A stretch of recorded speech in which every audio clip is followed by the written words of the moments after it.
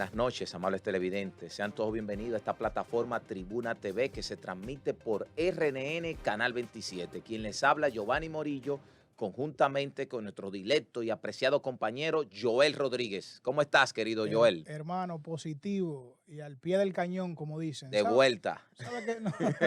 Tú sabes que yo siempre estoy. Lo que pasa es que los afanes del trabajo, que usted sabe muy bien que tenemos, a veces nos hacen no estar contigo permanente en esta tribuna de la República Dominicana, un espacio que está dirigido para los sectores sociales, empresariales, para la familia dominicana, para aquellos que no tienen voz. Desde acá nosotros peleamos con esa oligarquía política que cada día más abusa de los que menos tienen y de los sectores emprendedores en la República Dominicana. Y esa es la triste realidad, Joel. Yo quiero empezar con un tema importante porque en nuestro país se habla mucho de la seguridad ciudadana, de la labor que tiene que hacer la policía como auxiliar de la investigación, pero también todos los organismos de seguridad de nuestro país.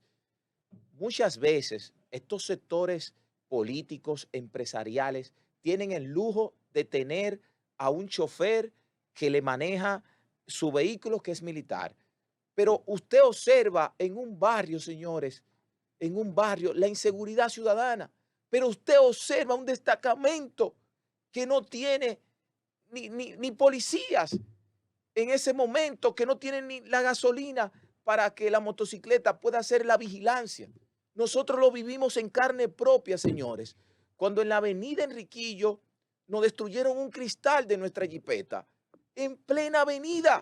Y cuando fuimos al destacamento de la Nacaona, ahí estaban esos policías sin hacer nada. Ahora, muchos de ellos preocupados en un penthouse, en una torre, cuidando a un empresario, a un político. Señores, eso da mucha pena.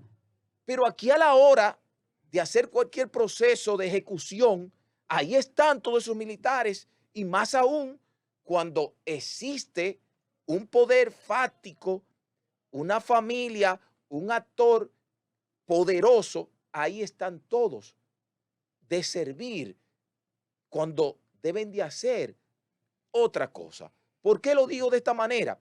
Porque es lamentable lo que está viviendo una familia prestigiosa. Señores, una familia que el estandarte de esa familia es el abogado más reconocido, más prestigioso, que una familia, señores, de trayectoria a nivel jurídico, de la clase jurídica de nuestro país. Estamos hablando de la familia de ese jurista, de ese doctrinario, porque cuántos libros escribió ese hombre, de Juan Manuel Pellerano Gómez. Esta familia que hoy se ve envuelta en situaciones funestas, en situaciones tristes. Cuando a mí me informaron del desalojo que hubo de parte de uno de los hermanos por esta litis, nosotros decimos, Dios mío, pero así es que se está manejando las situaciones judiciales de nuestro país, de esa forma. Es increíble, Joel, lo que está viviendo nuestro país. Sí, mira, tú sabes que ese caso de esa familia está muy sonoro últimamente, está a voz populi, como dicen.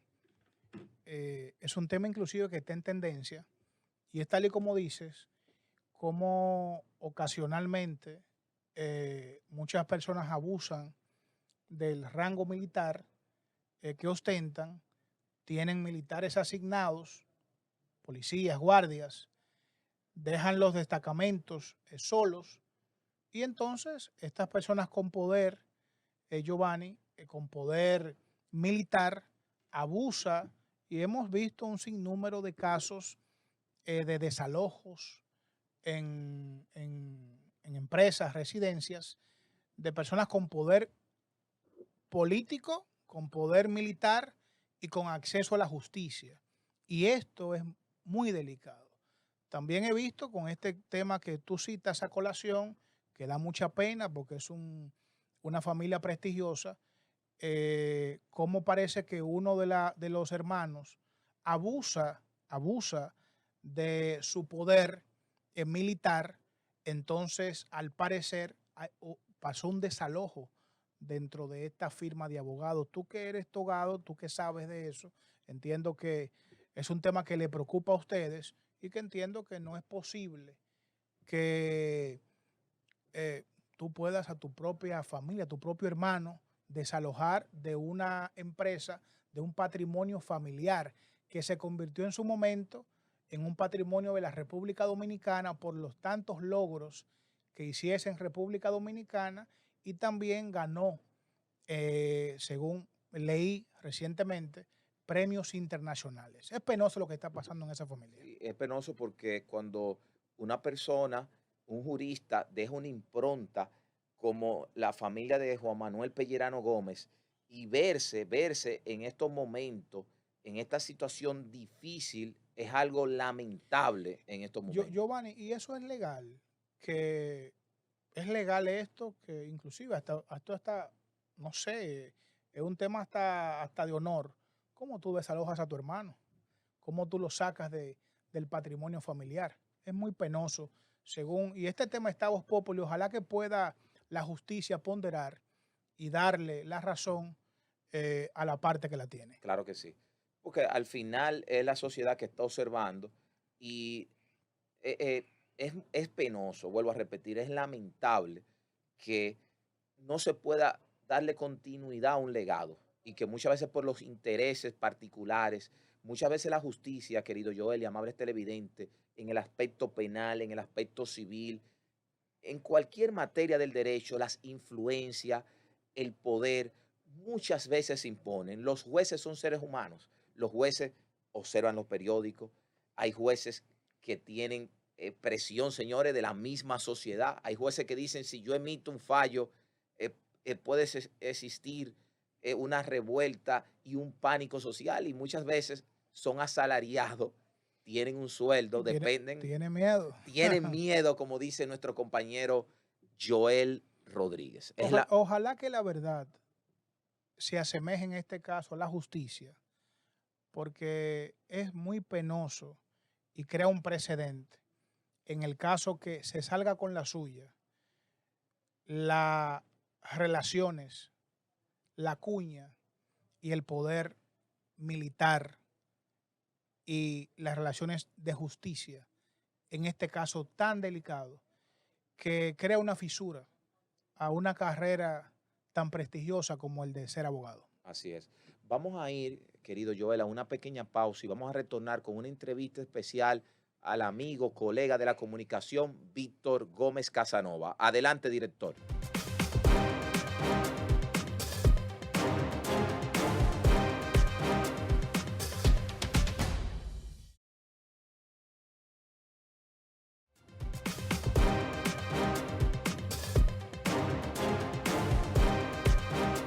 Seguimos en Tribuna TV. Me siento muy contento porque hoy está en esta plataforma, Tribuna TV, un amigo de años, comunicador y que siempre hemos estado vinculados porque, Víctor, tenerte en esta plataforma es un referente. De que nosotros Gracias. iniciamos hace 12 años, tú nos apoyaste, Siempre. estuviste con nosotros en el programa de Yo, es nuestros que yo, inicios. yo te felicito y a mí me encanta ver la trayectoria como tú te has desarrollado, Giovanni, porque yo te conocí como abogado con inquietudes, pero entonces me encanta como tú has hecho una reingeniería de tu marca y entonces tú empezaste y mantienes todavía tu cultura con toga y tu birrete y te mantienes en los tribunales, pero entonces te has adaptado a los nuevos tiempos, entonces ya tú vas a la vanguardia con esta tecnología, con estas redes y tú siempre estás innovando. Entonces a mí me encanta cuando yo te veo y cuando te escucho y cuando te doy seguimiento y me encanta lo que estás haciendo y te exhorto a que lo sigas haciendo así. Claro que sí.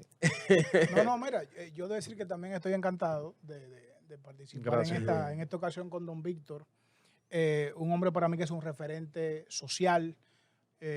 Y vamos a hacerte unas cuantas preguntas también Dale, de dale, política dale. Vamos, para al ver, mambo. para ver cómo iniciamos. Por lo que ustedes Sí. quieran. Víctor, tú decías fuera de cámara que la política que tú aprendiste con tu padre, tus orígenes, no es la política de hoy en día. ¿Por No, qué? yo le decía a Joel me preguntaba fuera del aire que si yo no estaba en política, yo le decía que el ser humano es un ente político por naturaleza, o sea, el decir que un ser humano no participa en política o no tiene inquietud de política es muy raro. Sí. el ser humano es político en todo lo que hace, en todo. No, no necesariamente tú tienes que ser político en la política. Claro, claro. Pero yo le decía a Joel que no tengo mucho interés de participar en política partidaria. O sea, yo no quisiera volver a verme inscrito en un partido político o haciendo vida política partidaria. Sobre todo porque también aprendí que en los medios de comunicación, aunque yo llevé durante muchos años un paralelismo de una cosa y la otra, pero aunque tú no lo quieras y aunque tú trates de ser objetivo, te limita. Porque había muchas veces que yo quería decir algo y entonces ten cuidado que eso le hace daño al candidato, ten cuidado que eso le hace daño al partido, ten cuidado porque entonces si tú dices eso por tu vinculación con fulano, pueden decir que fue fulano que te mandó a decirlo. Entonces ya yo me he cogido este tiempo en el que me he retirado un poco y entonces ya yo digo lo que yo pienso y lo que yo quiero y lo que yo creo, independientemente de que no le guste a uno o no le guste al otro, y estoy tratando de recobrar mi independencia de opinión, donde lo que yo diga es en base a lo que yo creo. No soy el dueño de la verdad y no tiene que ser así, pero no le quiero guardar a mi conciencia o a mi voz o a mi pluma el compromiso de que, mira, Víctor, no diga eso, porque entonces Giovanni se va a sentir mal, entonces después Joel se va. No, yo lo digo con respeto, pero si Joel y Giovanni no están de acuerdo, se sienten mal, bueno, perdóneme, pero el problema de Joel y el problema de Giovanni, ¿no? Entonces, yo también hablaba fuera del aire y a propósito de tu pregunta, yo mamé la política desde la barriga de mi mamá, ¿verdad? O sea, mi mamá embarazada de mí haciendo campaña y con papá y Balaguer y el reformismo. Entonces yo lo llevo en la sangre, lo mamé. Pero entonces el ejemplo, a mí quien me inspira a inscribirme a participar en la política es mi papá y yo lo que siempre quería era ser como mi papá y imitar a mi papá. Pero es que la política de la época de mi papá no es la política de hoy. Entonces, la política partidaria de hoy, el compromiso partidario de hoy, conlleva una serie de condiciones o de sacrificios o de situaciones con las que honestamente yo no me siento muy dispuesto ya a esta altura de mi vida a seguirla cursando. Yo no te niego que me siento siempre atraído a llevar ideas, causas, propuestas de carácter social y opinar políticamente, pero no de militar como dirigente político en un partido político. Ok, Víctor, tú sabes que, bueno, de lo que conversábamos también Ujú. fuera del aire, es que nuestra generación, Giovanni y nosotros, siempre te veíamos, te vimos como un ente político social con un futuro eh, cercano al poder político de la República Dominicana. Eh, Eso fue antes de las redes sociales. Esto ha revolucionado un poco, inclusive hasta se ha cualquierizado el tema de la política por la forma en que la gente hasta se promociona. Y evidentemente que todo el mundo sabe que los antivalores son los que reinan mayormente. Y hasta le sacan morbo a un tema tan delicado como el de la 42, donde políticos importantes y empresarios fueron ahí diciendo que es la vuelta y etcétera, etcétera. Pero al final de cuentas, tú expresas algo que tal vez para mucha gente de nuestra generación, que en ese momento te veíamos accionando políticamente y con un futuro muy grande, quizás tú no lo imaginabas. Así es. Me imagino que hay gente que ya te lo ha Sí, manifestado. sí, no, y así es, no pensé, o sea, y papá me lo decía siempre, me dice, tú no estás consciente de lo que la gente de ti mismo, sí. De los Tú pocos, sabes que los ojos no miran sí, para adentro. de los pocos jóvenes que se veían presidenciables Ujú. de hace 10 años hacia atrás, uno de esos jóvenes era usted. Gracias, muchas gracias. ¿Qué sucede? Ya que no tienes esa intención política de militancia, ¿qué esperamos de Víctor Gómez, ese joven comunicador? ¿Qué espera la República Dominicana y el país de los aportes que tú piensas darnos a nosotros en un futuro? Primero, Joel, déjame aprovechar esa pregunta tuya. Mientras tú me formulabas la pregunta, venía a mi mente una de las situaciones más difíciles que yo he tenido que enfrentar en mi vida. Y fue una conversación con mi hijo, Edwin. Edwin tiene hoy 23 años. Entonces en el 2000 él tenía 19, 2020 él tenía 19. Sí. Sí. Mi hijo aspiró a regidor. Edwin me dice, Miguel Vargas, a mí me une una relación personal y política de muchos años con Miguel. Entonces el ingeniero Miguel Vargas habló con él, o él habló con Miguel, yo no sé, la cuestión es que ellos hablaron. Sí. Y entonces Hugo Veras iba a presentar su candidatura a la alcaldía. Y entonces Miguel le dijo, ¿por qué tú no aspiras a regidor? Tú eres un muchacho joven, estás en la universidad. Él tenía 18, 19 años. Y entonces, sí, era 18, fue para la Sí. primaria, me acuerdo, porque no podía inscribirse porque no tenía los 18 años, pero entonces lo inscribieron porque él no tenía los 18 años, pero él lo cumple el 25 de julio. Ok. Entonces, si él hubiese salido electo, él no tenía la edad, pero la hubiese cumplido en el periodo de transición. Entonces, recuerdo el dato por ese tema. Bueno, la cuestión es que él y Miguel hablaron y entonces, ok, él va como candidato a regidor y él estaba participando con Hugo y él fue al proceso. Y entonces yo le aconsejé que no, yo le dije que yo no quería que él se inscribiera. Ok. Y entonces él me dijo, papi, pero tú no me puedes decir eso a mí, porque... Y entonces cogió donde papi, se cogió donde mi papá. Y entonces papi me dijo, ajá, entonces tú me dijo eso y tú le dijiste que no. Pues yo te dije a ti que no y tú también. Entonces yo le dije precisamente, papi, o sea, como mi papá me aconsejó que no me metiera en política, entonces yo le estaba aconsejando lo mismo a Edwin, pero entonces Edwin me respondió a mí lo mismo que yo le dije a papá. Le dije, coño, papi, pero tú no me puedes decir a mí que no, porque tú lo hiciste, entonces yo quiero. Entonces Edwin me dijo, papi, pero tú no... Entonces Edwin me dijo, papi, ¿por qué tú no quieres que yo me meta a política y que yo aspire? Digo, ay, mi hijo, es que en la política hay mucha hipocresía, hay mucha falsedad, hay mucha zancadilla, hay mucha mentira, hay mucha... Y yo no quisiera verte envuelto en esa vida, mi hijo. Entonces él me dice, papi, ¿pero qué tú no puedes decirme eso a mí? Porque yo, desde que yo tengo uso de razón, yo te estoy viendo a ti yendo a los pueblos y hablando con los jóvenes y motivando a los jóvenes. A Giovanni lo he motivado yo muchísimo y hablando de que los jóvenes tienen que participar en política. Entonces yo lo que estoy haciendo es llevándome tu consejo. Yo le dije, ahí fue que yo le dije, sí, mi hijo, pero que hay mucho esto y lo otro, aquello. Entonces cuando yo le dije que había mucha envidia y mucha hipocresía y mucha falsedad y mucha... Entonces él me dice, ay, no, papi, pero eso no es en la política nada más, no. Eso es en la vida. Y entonces él me dio una gran lección. Y es verdad, Joel, las dificultades que se enfrentan en la política tú la enfrentas en todas las áreas de la vida. Pero no, Joel, yo estoy tranquilo, yo estoy dedicado, yo estoy trabajando, yo estoy como director de un club, como gerente general del club, se llama Vistas Golf y Country Club. Okay. Es un club nuevo que está en las afueras de la ciudad, en la circunvalación. Es propiedad del señor Marco Malespín, de Constructora Malespín. Entonces es un club que tiene, así como el Country Club, que tiene cancha de tenis, tiene campo de fútbol, tiene un campo de golf Signature bellísimo de Greg Norman, su principal atractivo es el campo de golf. Tiene restaurante, casa club, piscina, área de niños. Y tengo ahí ya un año, voy a cumplir un año y medio trabajando ahí con el señor Malespín. Y empecé de nuevo, estoy en el sol de la mañana, pero tempranito, de 5 a 7, porque tengo que salir de ahí para ir a trabajar. Y entonces estoy dedicado a mi trabajo como en el sector privado, con el señor Malespín en el club, y en la comunicación en el sol tempranito por la mañana, y a veces escribo una que otra opinión. Pero no estoy, o sea, tú no me ves a mí que estoy en la nómina de ningún partido, ni que estoy trabajando por ninguna candidatura en específico, simplemente estoy dedicado a mi familia. Recientemente perdí a mi papá, que es el ser más importante en mi vida, y entonces he estado viviendo un proceso de una metamorfosis, una reingeniería personal. Al final tu hijo no se inscribió. Sí, sí, sí, y entonces, oye, las cosas de la vida, ay, qué bueno, Joel. Se inscribió como candidato a regidor, el más joven de la boleta, trabajando full.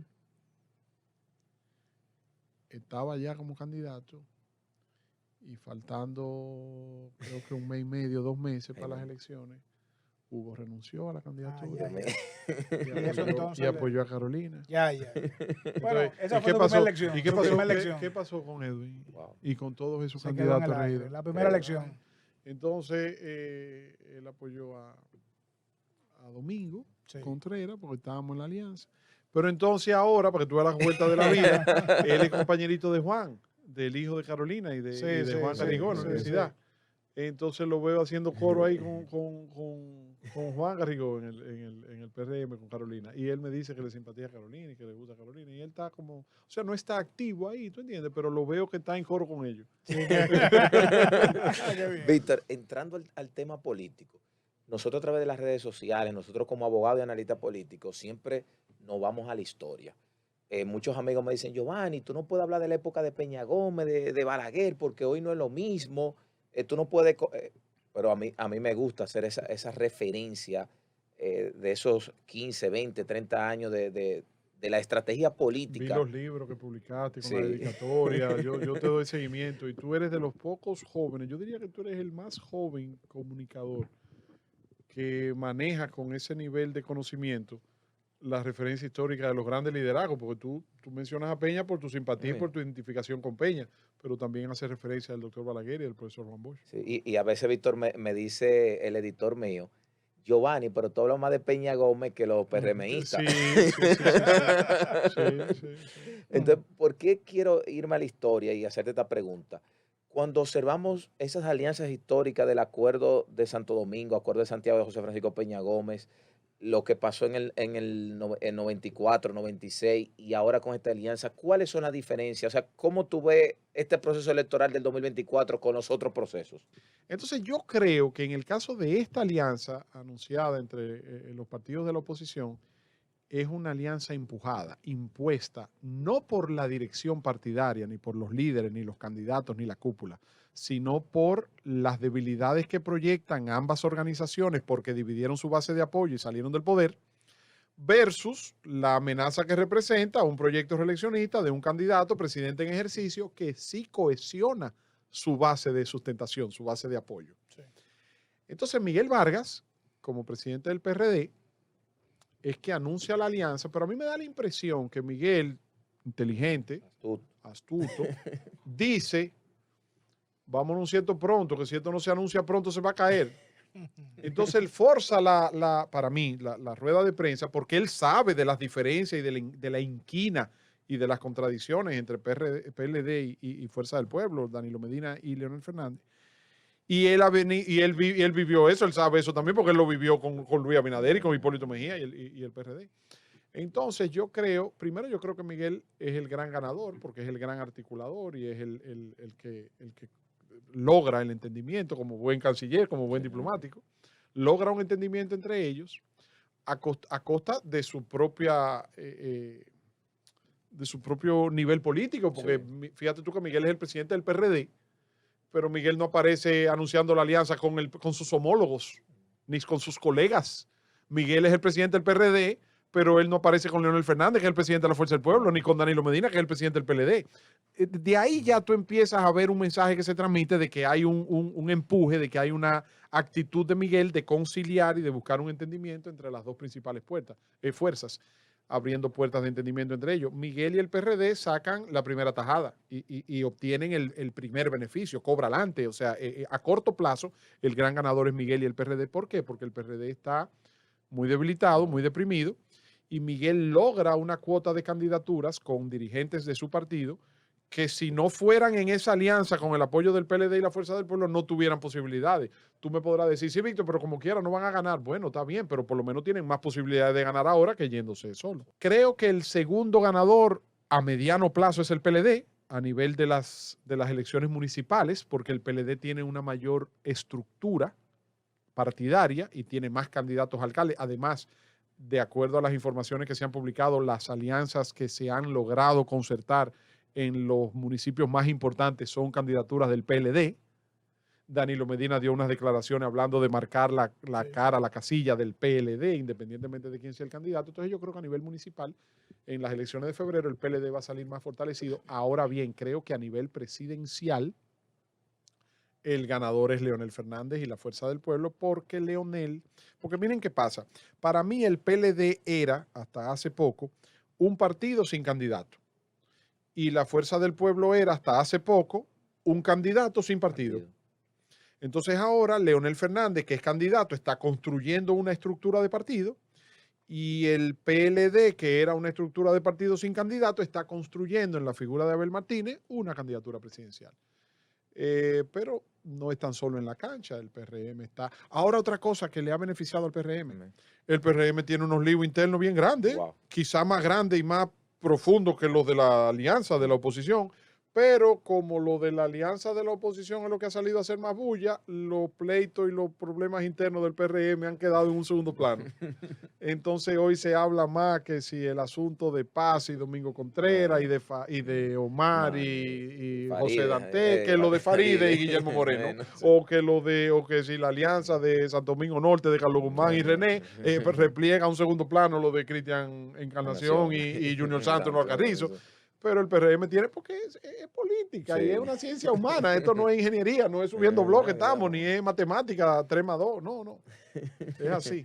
Analizando tú todos estos temas políticos, que cuánto ha cambiado la política dominicana en estos últimos años, ¿cómo evalúas, tú que has sido funcionario, que has estado al lado de tu padre, que también fue un gran funcionario en la República Dominicana con posiciones importantes, cómo evalúas tú la ejecutoria de este gobierno oficialista? 3 años de gobierno, yo veo como que los funcionarios, ellos mismos como que se alaban y tienen como un discurso basado en la honestidad, cuando todos sabemos que, bueno, basado en la honestidad y señalando a los pasados funcionarios, que muy aparte de esto, yo responsablemente entiendo que eso no es lo que el pueblo dominicano quiere, ni inclusive le dio una oportunidad para cambiar algunas cosas que no estaban correctamente para los ciudadanos que ejercieron su voto en ese momento. ¿Qué opinas de cómo va este gobierno? ¿Y tú crees que Luis gana las elecciones? Mira, yo creo que este gobierno tiene un serio problema de identificación de simpatías. ¿A qué yo le llamo identificación de simpatías? Yo creo que hay una contradicción dentro del propio gobierno y dentro del propio partido de gobierno frente al electorado en cuanto a la valoración. Yo creo que hay un presidente bien valorado con un gobierno mal valorado. Yo creo que hay un presidente al que la mayoría del electorado les reconoce una serie de condiciones que no se los reconoce a la mayoría de su gabinete. Por ejemplo, tú le preguntas a la gente si Luis Abinader es un presidente trabajador y yo creo que nadie te va a decir que no, porque él ha demostrado que es un presidente trabajador. Pero tú le preguntas a la gente que si este es un gobierno de funcionarios trabajadores y no creo que vean que el nivel de trabajo o de compromiso de trabajo de los funcionarios es igual al del presidente. ¿Están las ejecutorias ahí? Sí, pero salvo honrosas excepciones, aquí los funcionarios no son tan bien valorados como el presidente. No, por eso aquí, mismo. por ejemplo, mira, yo te voy a decir una cosa. Por ejemplo, una de las grandes fallas para mí de este gobierno es que ellos exhiben la no ejecución presupuestaria como un logro. Aquí hay funcionarios, aquí hay carteras importantes que los ministros y los funcionarios te presentan ante la opinión pública que un logro es que ellos, la ejecución presupuestaria de este año, hay un 30%, un 40% que el dinero le está sobrando y que ellos lo reintegraron al gobierno central. Eso para mí es eso para mí eso es ilógico, porque no es un ahorro. La no ejecución no es un ahorro. La no ejecución es un incumplimiento. Porque si tú presupuestas que tú vas a hacer, qué sé yo, por ejemplo, en obras públicas, si tú presupuestas en obras públicas que tú vas a necesitar 100 pesos para construir X cantidad de obras, y después tú dices, no, mira, yo nada más gasté 50 o 60, entonces me sobraron estos 40, no es porque tú hiciste las 10 carreteras en menos precio o a menor costo, no, es que dejaste, exacto. Entonces aquí hay carteras y ministerios que exhiben la no ejecución presupuestaria como un logro y como un ahorro, y creo que eso es una falla. Otra falla que yo creo muy grave que tiene el gobierno es en materia comunicacional. Yo creo que el gobierno ha hecho importantes obras que no ha sabido explicárselo a la gente. Por ejemplo, mira, yo te voy a decir una cosa. En el sector eléctrico, aquí ha habido un avance muy importante en cuanto a la gran cantidad de inversión extranjera que se ha recibido. Por primera vez en la historia, el primer sector de inversión extranjera que recibe inversión extranjera no es el turismo ni las telecomunicaciones. Por primera vez el sector eléctrico, porque aquí se ha avanzado de manera muy, muy rápida, se han hecho una eliminación de unas trabas burocráticas. Hay un funcionario, se llama Eduard, el presidente de la Comisión Nacional de Energía, se llama Eduard Veras, que ha agilizado una serie de proyectos y aquí las energías no renovables están incrementándose, fotovoltaica, el tema de paneles solares, el tema de... Pero entonces se sigue yendo la luz, hay apagones, aumentan la factura, entonces el gobierno no ha sabido comunicar una serie de logros con proyectos importantes en materia de energía, de energía eléctrica, versus lo que es el servicio, porque sale un funcionario a decir que no, que aquí no hay apagones, sale otro a decir que porque hace calor, sale otro a decir, ¿tú entiendes? Otra cosa, por ejemplo, aquí el presidente es accesible. El presidente responde WhatsApp, el presidente habla con todo el mundo, el presidente se acuesta a las 2, a las 3, a las 4 de la mañana despachando cosas, pero aquí hay funcionarios que tiene el propio director de aduana, que para mí es uno de los funcionarios que ha tenido un mejor desempeño. Otra cosa, a propósito de lo que estábamos hablando ahorita de los jóvenes y de ustedes dos, los mejores funcionarios de este gobierno son los novatos. los mejores funcionarios de este gobierno para La mí son los mayoría más son jóvenes. novatos. Son No, novatos. la mayoría. Pero lo que pasa es que hay un Hay reguero. excepciones No, hay un reguero novato que que tú te das cuenta que no saben, Sí, ok, sí. todavía, con 3 años Sí, todavía sí. cometiendo novatadas. Pero hay una serie de jóvenes, por ejemplo, Yayo San Lobatón en aduana, Samuel Pereira en el Banco de Reserva, tú tienes a Carlito Bonilla en el Ministerio de, ¿cómo se llama el que hace las casas? El nuevo, que antes era lo hizo, el Ministerio de la Vivienda, Entiendo. de edificaciones. Tú tienes a Wellington ¿Cómo no? en INAPA, tú tienes a Fellito en la casa, tú estás fajado. Tú tienes a Jean Luis Rodríguez Sí. en RD Vial y en Portuaria, fue que me sustituyó en Portuaria. Tú tienes a Gloria Reyes en Supérate, a Chago Jacín en Senasa. O sea, Chago no es tan joven, pero Sí, te sí, estoy sí. hablando. Pero tú tienes, pero entonces tú tienes otro funcionario que, óyeme, no, parecen una media. Cada vez que abren la boca es para meter la pata, ¿tú entiendes? Entonces yo creo que Luis tiene ese problema, que tiene funcionarios en su gobierno que no están en sintonía con lo que es su mismo esquema de trabajo, pero creo que él como presidente mantiene niveles aceptables, sobre todo la gente le reconoce su disposición, su trabajo, cómo hemos mantenido la estabilidad macroeconómica, cómo se ha mantenido la tasa del dólar, las funciones del gobernador del Banco Central y de la Junta Monetaria. Entonces por ahí, pero la inflación, el tema del incremento de los costos, el tema genera una situación. Pero si tiene posibilidades de irse, la segunda parte de tu pregunta, de ganar en primera vuelta, me preguntaba. Sí. Yo creo que al día de hoy no tiene los números para irse. Para mí él está en la acera. Las encuestas que yo he visto y los números que yo he visto, él se mantiene entre un 46,5, 47 y la que más he visto que le dan lo mismo que sacó en el 20, 52, 53. Pero oye, ¿qué pasa? Que en el 20 él ganó con un viento de cola, Sí. que era la ola del cambio Sí, claro. y la división del PLD Claro, y la abstención de una gran cantidad Sí, de sí. electores que no salieron a votar. Entonces esas tres condiciones que él tuvo en el 20 no la tiene ahora. Lógicamente ahora tiene otras que tampoco la tenía en el 20, como estar en el gobierno y como una serie de cosas. Ya está. Una de las cosas que yo creo que a él más le beneficia es que él ha demostrado ser un presidente, porque antes, por ejemplo, cuando él no era, acuérdate que Luis no había sido, al igual que Sí. Leonel en el Sí, 96, sin experiencia. él no tenía exacto función, bueno, fue miembro del consejo de la CDE, pero no se le conocía una función ejecutiva. Entonces, ha sido una revelación. Entonces, mucha gente que como yo, por ejemplo, yo no le hacía al presidente la capacidad de manejo de lo que ha hecho. Sí. Y sin embargo, y creo que como yo, mucha gente se ha sorprendido y dice, no, mira, pero el hombre... Entonces creo que eso juega a su favor. Creo que juega a su favor también que ha tenido una situación internacional adversa y a pesar de esas adversidades ha desarrollado. Pero también la oposición ha sido muy floja. También él está comiendo con su dama porque la oposición dividida. Abel Martínez preocupado más por tirarse fotos resaltando obras de Santiago para que, a mi juicio, fíjate qué pasa, la estrategia comunicacional a mi juicio de Abel Martínez como candidato del PLD está más proyectado a mostrar sus logros de Santiago para proyectar esa obra de gobierno hacia el país.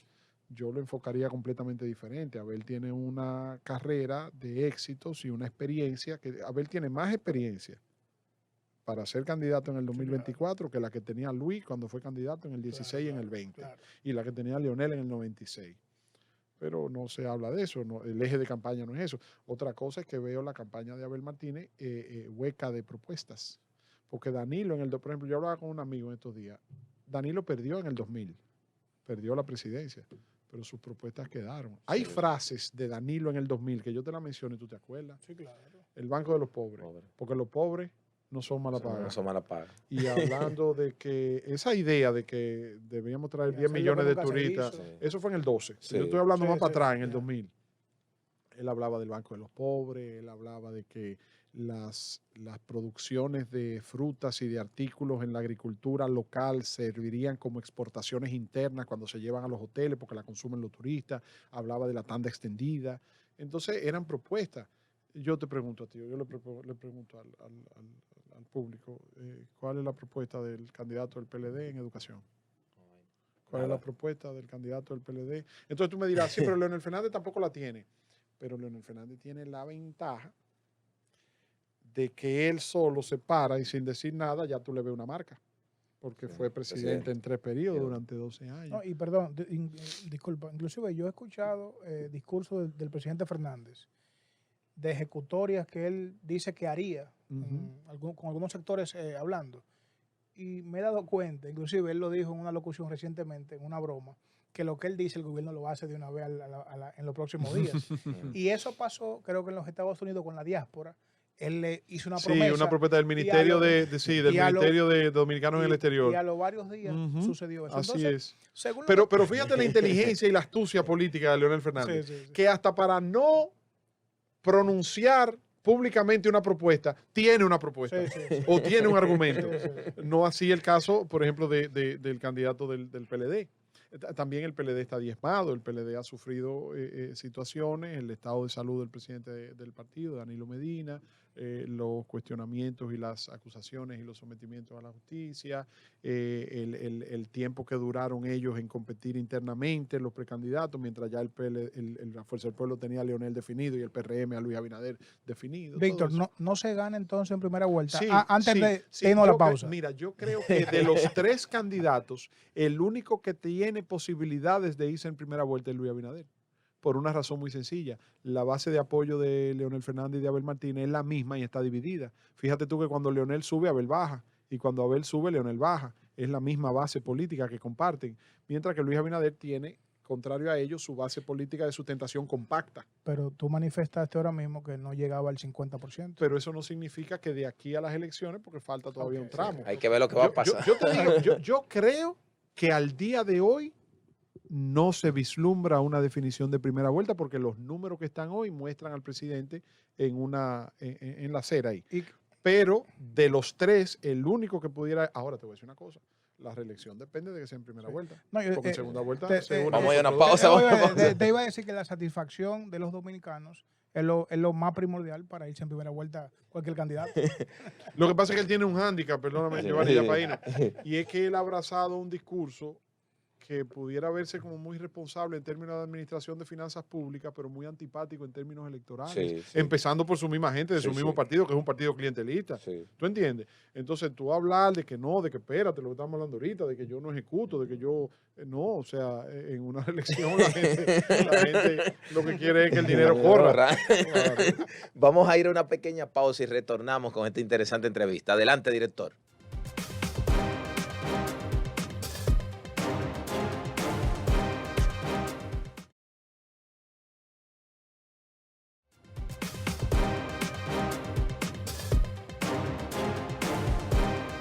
Seguimos en Tribuna TV. Víctor, yo te quiero aprovechar en sentido lato, que es sentido amplio, como decimos nosotros los abogados. Yo siempre llevo un discurso de la degradación social, pero también la degradación política. Hemos observado que esta nueva generación, eh, muchas veces no observamos ese contenido, esa propuesta, esos referentes. Yo muchas veces hablo de un Artañán Pérez Méndez, que fue regidor del PRD, pero era un doctrinario en el derecho, o sea, un referente profesional, pero hoy en día no existen referentes en el accionar político de nuestro país. ¿Qué es lo que está pasando? El referente de ahora es Milei en Argentina. El referente de ahora es Boric en Chile. El referente es Petro en Colombia. Lo que pasa es que se ha confundido la tradición política con la autenticidad maquillada. Porque muchas de esas figuras que tú ves ahora privando en auténticos son auténticos maquillados. Es parte de una estrategia con este nuevo esquema de las redes sociales. Ya aquí es difícil tú encontrar políticas de contenido. Lo hablábamos ahorita. Sí. Óyeme una cosa. Tenemos 3 candidatos a la presidencia. Luis Abinader, Leonel Fernández, Abel Martínez. Mencióname una propuesta de uno de los 3. Mencióname una de uno de los 3. No, ninguno. O sea, Luis Abinader quiere reelegirse 4 años más. Él no ha dicho para hacer esto o aquello, para continuar el cambio. ¿Verdad? Ese es el eje de la campaña. El cambio sigue y ahora el tema de la honestidad. Entonces, el tema de la honestidad, ok, al tú abrazar la honestidad, tú estás implícitamente acusando a tus contrincantes de deshonestos. Ok, entonces tú estás planteando el eje de tu campaña, el eje comunicacional, el eje discursivo de propuesta de tu campaña, sobre la base de decir que este es un gobierno honesto y que los otros implícitamente no lo eran. Ok. ¿Y cómo vamos a resolver el problema de la educación? ¿Y qué se va a hacer para resolver el problema de la salud? ¿Y cómo vamos a enfrentar el tema de las amenazas, de las consecuencias económicas de este mundo de hoy, no solamente con la guerra de Ucrania, sino el mundo post-pandemia, sino con la crisis que se avecinan en distintos mercados que tienen una influencia directa en República Dominicana? Leonel Fernández fue presidente durante 3 periodos, durante 12 años. ¿Cuál es su propuesta como candidato? ¿Qué ha dicho Leonel Fernández? Yo quiero ser presidente del 2024 al 2028 porque yo quiero que la República Dominicana de hoy tenga tal cosa o se haga tal cosa. ¿Lo ha dicho? No. ¿Y Abel Martínez? El candidato presidencial del PLD ha dicho. No. Oye, ¿cuáles son los contenidos, las propuestas y los discursos de los 3 candidatos que tenemos hasta la fecha? Este programa lo estamos grabando hoy, 7 de septiembre del 2023. Ok. Tenemos que seguir el cambio porque somos un gobierno honesto. Aguanta que falta poco. ¿Y cuál es la de Leonel? Y vamos rumbo a 2 millones, lo que yo veo que dice en la valla, que 2 millones de inscritos en el padrón. Y se van. Para mí, una de las mejores candidaturas en cuanto a estructuración de mensajes y de propuestas la tuvo Danilo Medina, siendo un candidato malo, porque Danilo era mal candidato. Recuérdate que se equivocaba leyendo con el teleprompter, recuérdate que no conectaba en su discurso, en la comunicación, pero tenía contenido, tenía propuesta. Y Danilo te empezó a decir que corregir lo que está mal, continuar lo que está bien, hacer lo que nunca se ha hecho. Danilo fue que habló del Banco de los Pobres, Danilo fue que habló de Promipyme, Danilo fue que habló de que los pobres no son mala paga, Danilo fue que habló de que 10 millones de turistas, de un turista por cada ciudadano dominicano, Danilo fue que te habló de la tanda extendida en educación, Danilo fue que te habló del 4% de la educación, Danilo fue que te dijo de que, o sea, independientemente de que te simpatice o no, de que tú entiendas que lo hizo bien o no, ya, yo te respeto tu opinión, pero yo lo que te estoy hablando es de que hubo un discurso contencioso, que contenía una propuesta. Óyeme, tú puedes perder unas elecciones, pero tú te puedes ganar el respeto del electorado a través de tus propuestas. Por ejemplo, Balaguer, Peña Gómez, tú, Giovanni, sí, Peña Gómez hacía unas propuestas de campaña y unos programas de gobierno que te hablaba de la socialdemocracia. Y sí, Peña Gómez es el único político dominicano que sin haber llegado a la presidencia de la República y sin haber tenido el poder ejecutivo en sus manos, introdujo cambios que presidentes que han tenido la oportunidad de ejercer el poder ejecutivo no lo han hecho. Peña Gómez fue que desde la oposición introdujo el tema de la doble nacionalidad en la reforma constitucional en 94. Todos esos dominicanos que hoy tienen 2 nacionalidades, que pueden tener la nacionalidad de otro país y la nuestra, tienen que agradecerse a Peña Gómez. Peña Gómez fue quien estableció el tema del Consejo Nacional de la Magistratura para que los jueces aquí se escojan a través de ese sistema y no que sea el Congreso antes como se hacían los senadores. Peña Gómez fue que estableció el sistema del balotaje, de la condición de la doble vuelta, aunque después para clavarse el mismo el cuchillo, pero entonces... Antes tú tenías propuestas, tú hablaste, por ejemplo, de don Artañán Pérez Méndez, que fue regidor. Óyeme, la sala capitular se lleva el nombre de don Emilio Rodríguez de Morisi, que fue regidor de la sala capitular. Tú tenías figuras antes trascendentales. Ya no hay. Era honorífico antes. Sí, ya hoy no hay. El mundo es. Hoy. Pero ven acá, Giovanni. Tomemos como referente la música, Joel. Sí. Antes, tú tenías un compositor de la talla, por ejemplo, de Armando Manzanero, y tú tenías un compositor como Manuel Alejandro que te componía canciones como de las grandes canciones de José José, de Julio Iglesias, hoy tú tienes a Toquilla, a Rochi RD. Es que el mundo ya, lamentablemente, y no somos nosotros, dicho sea de paso, la República Dominicana en el continente es el país que cuenta con el más, yo te diría, más sólido sistema democrático. Porque antes Chile, Costa Rica también, pero antes Chile era el referente y mira Chile cómo ha estado envuelto en estos temas. Mira Argentina, mira Colombia, mira Perú. Brasil ahora con Lula está, tú sabes, pero no, está feo, el mundo está feo.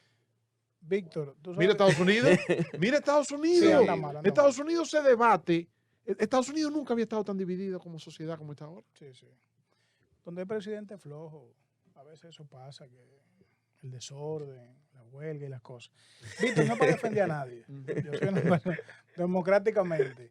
Usted citó ahorita que el expresidente Leonel Fernández, cuando aparece, las propuestas están ahí, ha construido una marca. Sí, claro. Yo pienso que en el caso de Leonel, sin discutir tu percepción, cuando se para en un púlpito, o sea, cuando tiene un micrófono, o sea, ahí están las ejecutorias. Claro. Y el país, entiendo yo, el país se construyó, iniciando con las ejecutorias de Leonel Fernández, una clase que no existía. Así es. La Gómez hacia adelante, inclusive hacia atrás también en la parte alta. No, eso es indiscutible. Entonces eso es indiscutible. Leonel Fernández, sí. Los gobiernos de Leonel Fernández transformaron el aparato económico y la infraestructura. Entonces, eso no se discute. Lo que yo me pregunto es... no, yo te diría... O sea, no. O sea, lo que me choca o lo que me llama la atención es que él, como candidato, no proyecta una propuesta futuro, sino que fundamenta en mostrar su obra. Tú me dirás, Balaguer lo hizo. Balaguer lo hizo en el 86, pero lo hizo en otra sociedad. Yo lo que veo que... Y es de los tres, yo lo que veo que las propuestas del presidente Leonel Fernández están fundamentadas en sus obras de gobierno. Sí. Quiero preguntarle algo. Estamos observando hoy en día, en todos los partidos políticos, la merma, o sea, un ejemplo, tú eres un joven que viene de la circunscripción número 1. Yo soy de la 3. ¿De qué parte? Yo nací en el 27 de febrero y me crié en el Ensanche Payá. Okay. Yo vengo de las entrañas de donde hay necesidad. Y hemos echado hacia adelante con el estudio y apegado a los valores. Poco a poco se puede. Pero estamos observando en los partidos políticos, en todos, oposición y el gobierno, candidatos efímeros, muchachos de apellido, que no es el caso suyo. Dese cuenta que al inicio, fuera del aire, te manifesté de que eras un referente para nuestra clase, que te veíamos como tal vez tú en ese momento no te veías, porque como citas, los ojos nunca miran para adentro. Así es. Pero vemos hoy en día muchos candidatos a diputados, más ahí a regidores, sin un referente social y político. Porque la política se ha convertido en una especie de aspiración social. Pero eso últimamente. Entonces vemos también como las redes sociales y el bolsillo motivan eso. De esos candidatos y políticos, cosa que, un ejemplo, tú no lo hiciste. Yo he hecho vida partidaria política y tampoco lo he hecho. Giovanni tal vez no ha hecho política partidaria, pero sí política cada vez que emite una opinión. Me preocupa mi país porque veo como también hay un deseo de que los que son políticos quieren hundirlo, degradarlo moralmente, meterlo en una gaveta, inclusive para que nunca piensen en política. ¿Qué piensas? ¿Qué le dice a la juventud? A esos jóvenes que no tienen dinero, pero que sí tienen el deseo de transformar el país desde algún escenario de la política electiva. Yo, como hijo de un dirigente político, te puedo decir, yo te decía al principio que una de las cosas que me gusta y me hace sentir bien de este despojo de política partidaria que tengo, es que yo digo lo que pienso y lo que creo, y sin importarme que si le va a molestar a fulano, al otro, te voy a decir lo que yo pienso, aunque al otro no le guste. Los hijos de los dirigentes políticos cogen más lucha que los que no son hijos de los dirigentes.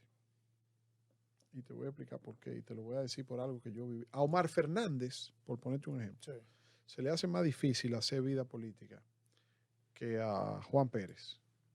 ¿Por qué? Porque Juan Pérez no tiene credenciales. Entonces, cuando Juan Pérez se presenta, es Juan Pérez. Y entonces, estoy hablando en términos figurados, por decir un nombre, ¿no? Claro. Entonces, cuando esa persona sale y nadie lo conoce, él presenta su aspiración, su trayectoria en base a él. Omar no ha entrado por la puerta y llega, ahí viene el hijo de Leonel. Exitoso. Lo antecede, porque tiene un comportamiento muy... Entonces, yo analizaba, por ejemplo, esta mañana la diferencia entre que te aspiren y aspirar. Omar Fernández, él no aspira, a él lo aspira. Sí, exactamente. Rafael Paz no lo aspiran, es él que quiere aspirar. Son modelos, ¿no? Conceptos, ¿no? Poner ejemplo, por ejemplo. Entonces, yo creo que en política los jóvenes de hoy necesitan darle contenido. tirar páginas para la izquierda, sí. buscar referentes, porque nada en la actividad política y en el manejo de sociedades desde posiciones de poder se hace sobre la base de inventar la rueda. Ya todo está inventado. Lo que hay que inventar sobre cómo poner una cosa con la otra y cómo hacer un criterio unificado de consenso con la participación de diversos sectores. Nunca te creas que tú eres el dueño de la verdad. Sí, claro. Nunca entiendas que tú eres el único que sabes. Y siempre yo apuesto a la humildad. De lo que tú no sabes, cállate y deja que el otro hable y aprende de lo que tú escuchas del otro y pregúntale, ten la humildad y la confianza de preguntarle. Para mí los jóvenes, es que antes los jóvenes eran bien formados Sí, académicamente, porque exactamente. vivimos en una sociedad. Por ejemplo, los hijos míos no cogen un libro, pero no hay forma de que un hijo mío te lea un libro en la mano. El Pero libro. lo leen digital. Sí, pero eso, pero yo no No, sé. pierde el sentido, Claro. claro. Entonces, Edwin, ven acá, mijo, mira, vamos a hablar de Lo Miserable de Víctor Hugo. Yo vi la película. Víctor Fernando, mira, ven, vamos a hablar. No, yo lo busqué, yo lo googleé, o lo vi en YouTube, o yo vi una serie de Netflix. Oye, entonces, estamos lidiando con eso y nos va a costar adaptarnos a nosotros, que ya estamos en una edad intermedia, que estamos en los 30, en los 40. Sí. Además, el tiempo viene muy rápido. Mira una cosa que papá me lo decía. Papá me decía, los años que le tomó a la generación de Balaguer relevar a la de Trujillo fueron una eternidad. Sí. Los años que le tomó a mi generación relevar, papá me decía, nunca lo llegamos a relevar. Nunca lo llegamos a relevar. Los años que le tomó a la generación de papá relevar a la generación de Balaguer y de Juan Bosch fue también una eternidad. Sin embargo, los años que le tomó a nuestra generación relevar a la de nuestros padres fue más rápido. Pero la velocidad con la que nuestros hijos nos están relevando a la de nosotros es como si fuera Fórmula 1.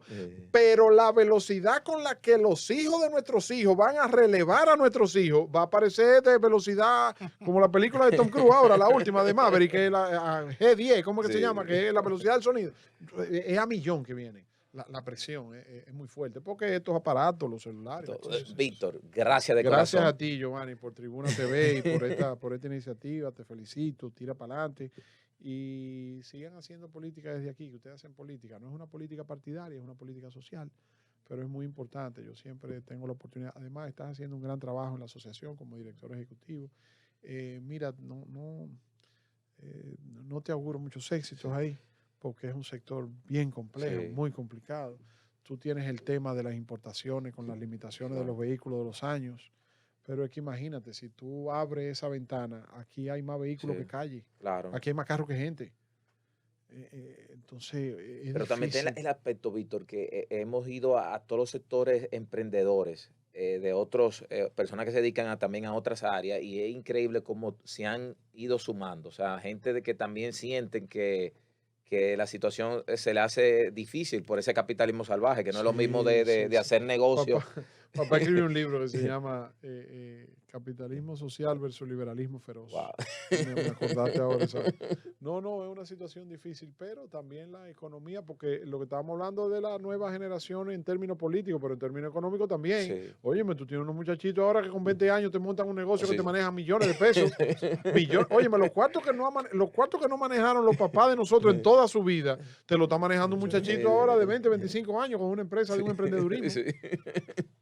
Así es, gracias, Víctor, de corazón. Estoy a la orden. Muchísimas gracias a ustedes. Así es, tenemos que irnos, amables televidentes, amables seguidores de las redes. Estuvieron con ustedes Joel Rodríguez y un servidor, Giovanni Morillo. Y me siento muy contento porque cerramos con esta entrevista especial a un querido amigo de años, Víctor Gómez Casanova. Adelante, director.